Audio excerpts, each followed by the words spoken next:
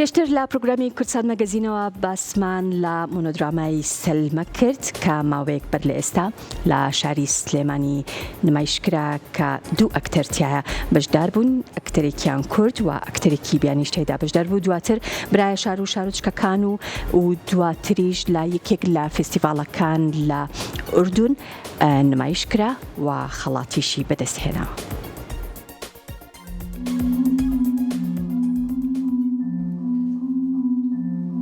گروپی شانۆیی هەوار بە مۆنۆدرامای سەلمە بەشداری دەکات لە فستیڤاڵی شانۆیی نێودەوڵەتی لە وڵاتی ئوردن.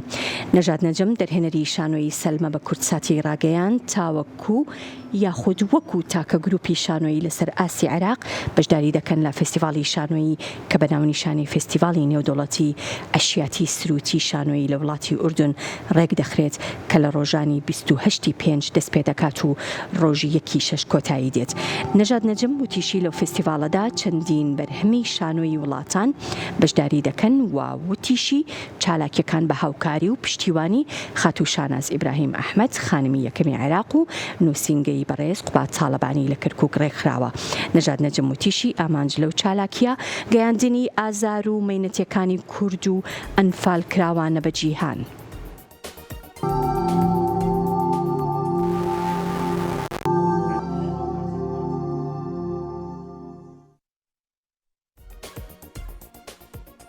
یەکێ لە فستیڤاڵە گەورەکان کە بە بەشداری 15 وڵاتانی عەرەبی و وڵاتانی دنیا بەشدارە. سەلما بێتە نوێنەری ئەم جارە بە تایبەت نوێنەری وڵاتی عێراق بەگشتی، لەبەرەوەی هیچ نمایشێکی وڵاتی عێراق نە عەرەبی نە کوردی نییە جگە لە ئێمە.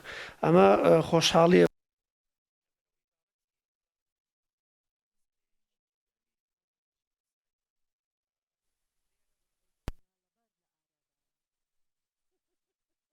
زمانی ئینگلیزیە زانن، نمایشەکەمان بە زمانی ئینگلیزیە بێ لە وڵاتی ئوردن.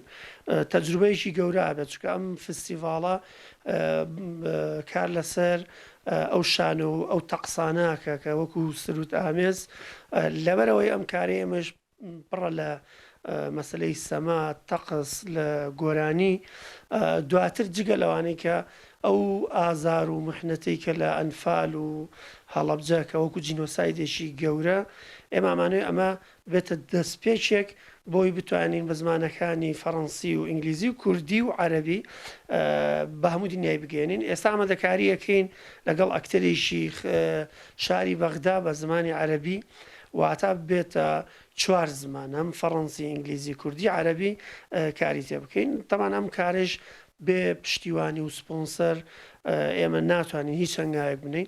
لە ڕووی عەلامی و یەکێک لەو کەناڵانی کە ئێمە هەر لە هەر شوێ بین، لە تونس بووینە، لە مسر بووینە، ئیمارات، کورسات هەمیشە لە پشتیوانی ئێمە بووە.